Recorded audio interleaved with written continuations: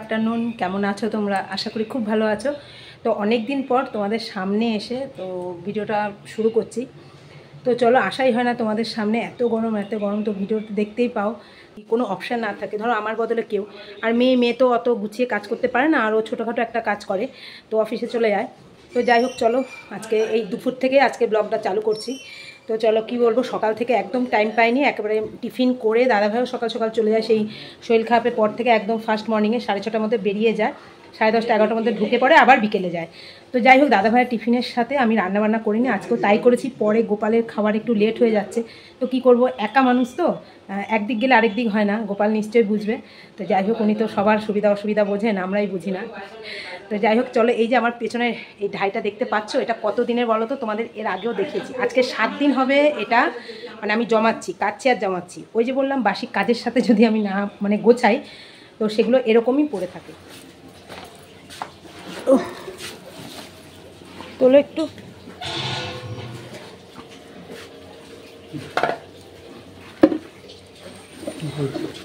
দাও রাখো না। তো দেখো, ভিডিও মানে এন্ট্রি দিতে দিতে তোমাদের সাথে কথা বলতে বলতে দাদাভাই চলে আসলো, দেখতে পাচ্ছ, দাদাভাইয়ের কথা বলতে বলতে দাদাভাই চলে আসলো। এখন আর বেশিক্ষণ থাকে না, সেই দিন মানে সানস্ট্রোক হওয়ার পর থেকে।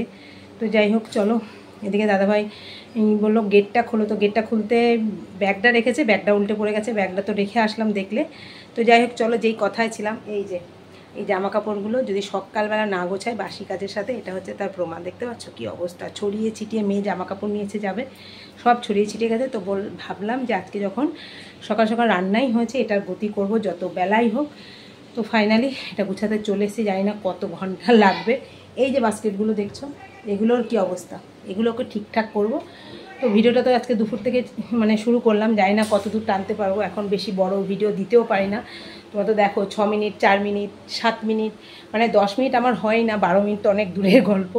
তো এতটাই গরম, আর কিছু ভালো লাগে না। তো চলো, ফ্রিজটা খুলে নিই। এই দেখো, সব ফ্রিজে বোতল আরও রাখতে হবে, এই যে আরও থাকে, আজকে ডিপে রাখিনি, ডিপে রাখলে শক্ত হয়ে যায়। তো এখান থেকেই বোতল দুটো নিয়ে নিচ্ছি। এমনি একবার স্যালাইন জল করে দিয়েছি।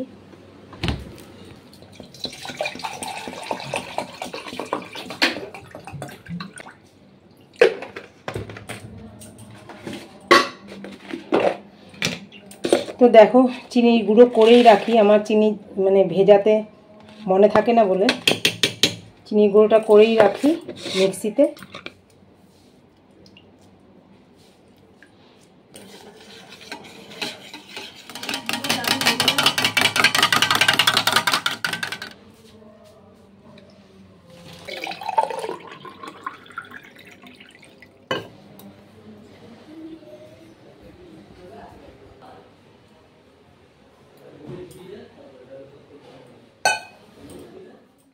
তো ফ্রেন্ডস, চলে আসলাম সকালের ব্রেকফাস্টে। জামাই ষষ্ঠীর দিন কিছু একটু স্পেশাল না হলে ভালো লাগে। তো যাই হোক, যতই আমি জামাই ষষ্ঠীতে না যাই, তো এত বছর তো গিয়েছি, দাদা ছিল, দাদা বলেছে, ছোটদা ছিল যে মারা গেছে। তো যাই হোক, চলো, সে নেই আর বলারও কেউ নেই।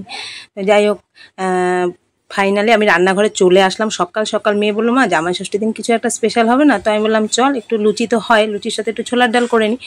তো দেখো, ফুলকো ফুলকো লুচি, আর এখন বেশিরভাগ আমরা আটার লুচিই খাই। আর এখানে দেখো, যতই মাংস করি, আমার আর দাদাভাইয়ের জন্য পুঁই শাকের তরকারি আর ডাল করেছি, কেননা দাদাভাইয়ের সেই শরীর খারাপের পর থেকে পুরো মাংস বা কোনো বিরিয়ানি পোলাও হলে পুরো দিই না, শরীর খারাপের জন্য। তো এই যে পোলাও চালগুলো ধুয়ে টুয়ে রেখে দিয়েছি, আর এখানে দেখো ছোলার ডালটা হয়েছে, আমি এখনো খাইনি, সবাইকে দেওয়া হয়ে গেছে। কি খাবি তুই? নে,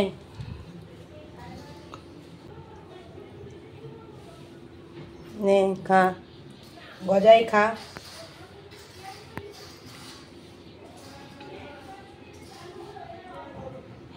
ভালো, খাও। তো দেখো, ফাইনালি এই জামা কাপড় গোছাতে আমি চলে আসলাম। এই গরমে মানে টেবিল ফ্যানটা না চালালে না, ওই দিকের ফ্যানটা, ডাইনিংয়ের এই পাশের ফ্যানটা ওই দিকে যায় না, সিলিং ফ্যান। তো এতগুলো জামা কাপড় মানে কবে যে উদ্ধার করব সেটাই শুধু ভাবতাম। এত গরমে কোনো রকম রান্না বান্না করে দুপুরে একটু রেস্ট করতাম, মানে এই করে করে না সকালে জামা কাপড়গুলো মানে জমে গেছে, অনেকটাই জমে গেছে। তো প্রতিদিন দেখতাম আর ভাবতাম কবে এই কাজটা উদ্ধার করব। তো ফাইনালি আজকে শুরু করে দিলাম। মানে মনে মনে ভাবছি যে আজকে যত কাজই থাক, যত দেরিতে 3টে 4টেতে ভাত খাই না কেন, আজকে এই কাজটা উদ্ধার করব। তো বলতে বলতে দেখো যার যার ভাগে ভাগে কাজ, তো মানে কাজ না সরি, জামা কাপড় তো ভাঁজ হয়ে গেছে। এইবার বাস্কেটগুলো নামাবো, যার যার জায়গায় ট্রান্সফার করব। তো ফ্রেন্ডস, যদি ব্লগটা ভালো লেগে থাকে একটা করে লাইক করো, কমেন্ট করো আর শেয়ার করো। আর এখন মানে গরমে এতটাই শরীর খারাপ লাগে, সবার ব্লগ ঠিক করে দেখতে পাই না, হয়তো লেট হয়ে যাচ্ছে, দিনের দিন দেখতে পাই না, কিন্তু তোমরা পাশে থেকো, সাথে থেকো, এটাই আমি মানে কামনা করব। তোমরা তো পাশে আছোই, তো এভাবে আমার সঙ্গে থেকো। আর তোমাদের একটা গুড নিউজ, যে হয়তো তোমরা কমিউনিটিতে কেউ খেয়াল করেছো কি করনি, আমার 20,000 ফ্যামিলি ইউটিউবার পূরণ হয়ে গেছে। আমি খুব খুশি, তোমরা এইভাবে আমাকে সাপোর্ট করো। তো চলো ব্লগটা কন্টিনিউ করো। ফাইনালি বাপরে কত বড় একটা কাজ সারা হলো। তো চলো দেখিয়ে দিই। তার ফাঁকে বহু কাজ করেছি, ছেলেকে খেতে দিয়েছি, তার মধ্যে বাইরে গেছি, দাদাভাই পিঠে একটু বরফ দিয়ে দিয়েছি অ্যালার্জিতে, মানে এতটা কষ্ট পাচ্ছে, স্নান করছে তো পেছনে একটু বরফ ঘষে দিয়েছি। আর সামনেগুলো দাদাভাই নিজেই দেয়। এই একটা বাস্কেট, এই একটা বাস্কেট, আর এই একটা বাস্কেট, আর এখানে এই যে একটা, এখানে একটা, আর এই যে সিলিন্ডারের উপরে রেখেছি। মানে ঘর রান্নার যে জিনিস মানে প্রচণ্ড বেশি হয়ে গেছে। এই দেখো চারিদিকে এলোমেলো, তো যতটা পারি গুছিয়ে রাখার চেষ্টা করি। এবার ঘরগুলো একটু ঝাড় দিয়ে নিই, ঝাড় দিয়ে আমি স্নানে যাব। তো চলো ঘরগুলো একটু ঝাড় দিয়ে নিই। আর এই যে এলাবেলা, এই যে দেখছো কত কিছু আমি সমানে গুছিয়ে যায়, আর মানে ভালো লাগে না, গুছাতে পাগল হয়ে যায়। তো কি করা যাবে, একা মানুষ, তো যতটা পারি গুছিয়ে রাখার চেষ্টা করি।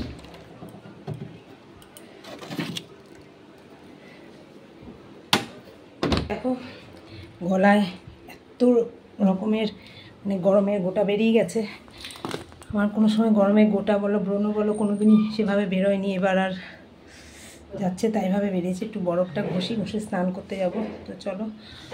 আর এটা হচ্ছে সিলিকনের বরফ ট্রে, মানে বরফটা বের করতে ভীষণ সুবিধা হয়। আর আমাদের ফ্রিজের সঙ্গে যে ট্রেগুলো থাকে মানে শক্ত হয়ে যায়, বরফ হলে জল দিয়ে তারপরে করতে হয়। তো এটা